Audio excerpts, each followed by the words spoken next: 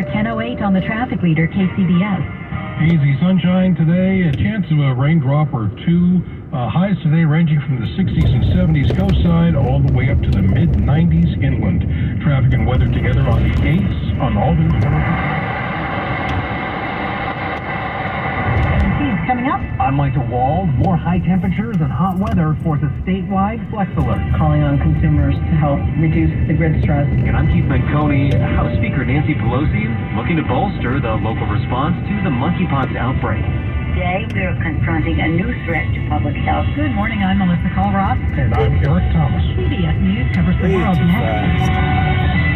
When you need to know, KCBS AM, KFRC FM, and HD1, San Francisco, Oakland, San Jose, and Odyssey Station.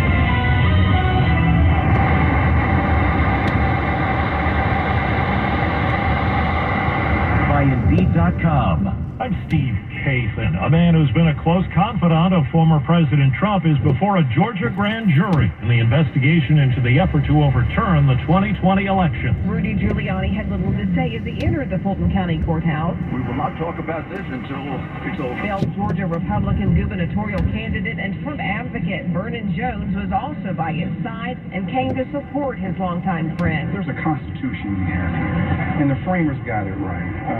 And so, everybody is innocent until proven guilty. Giuliani's attorney confirms his client was notified on Monday that he's a target of the investigation and could be indicted. Sandra Parrish for CBS News, Atlanta. Former Vice President Mike Pence was asked today if he'd testify before the House committee investigating the Capitol attack. Here's what he said when the question was posed. If there was an invitation to participate, I would consider it. During a Politics and Eggs event in Manchester, New Hampshire, Pence added any appearance would have to be in this context. Any invitation to be directed to me, I would have to reflect from the unique role that I was serving in as Vice President. Keeping in mind, It would be unprecedented in history for a Vice President to be summoned to testify on Capitol Hill. the former vice president's role on January 6th was to certify the Electoral College vote, something former President Trump and his supporters had hoped to prevent. Linda Kenyon, CBS News.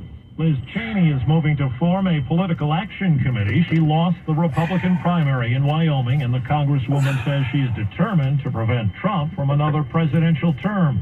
On NBC's Today Show, she was asked if she might mount a presidential run. I'm not going to make any announcements here this morning, but it is something that I'm thinking about, and I'll make a decision in the coming months. CDC Director Rochelle Walensky has set plans to overhaul the agency, saying it has not met expectations and failed to respond quickly during the pandemic. CBS's Cammie McCormick has the latest now on an American who's held overseas. Syria today denied it has kidnapped or is holding any Americans on its territory. Marine veteran turned journalist Austin Tice has been missing for 10 years. And last week, President Biden marked the anniversary with the clearest indication so far that the U.S. is certain Tice is being held by the Syrian government. Tice was covering the Syrian conflict that began in 2011. Two former Pennsylvania judges who orchestrated a scheme to send children to for-profit jails in exchange for kickbacks have been ordered to pay back more than $200 million to victims. Wall Street, right now the Dow is down 190. This is CBS News. Hire with minimal effort and max speed with Indeed. Their hiring solution platform helps you attract, interview, and hire candidates efficiently. Visit Indeed.com/credit. 10:03 at the Bay Area's news station, KCBS. An odd mix of clouds, chance of thunderstorms, rain, and hot inland. Good morning. In for Rebecca Corral, I'm Holly Fawn. And here's what's happening. High temperatures again expected throughout much of the state today. California's independent system operator has issued a statewide flex alert between the hours of 4 and 9 p.m. CBS's Mike DeWald reports people are being asked to conserve electricity to help avoid power outages. Those lingering high temperatures are taking a toll on California's energy grid. Cal ISO is asking people to delay using major appliances until after the alert expires and set air conditioner thermostats to 78 degrees. Annette Fontaine is with Cal ISO. There's a lot of reasons there could be grid stress, and that would include wildfires and, heat events that are occurring.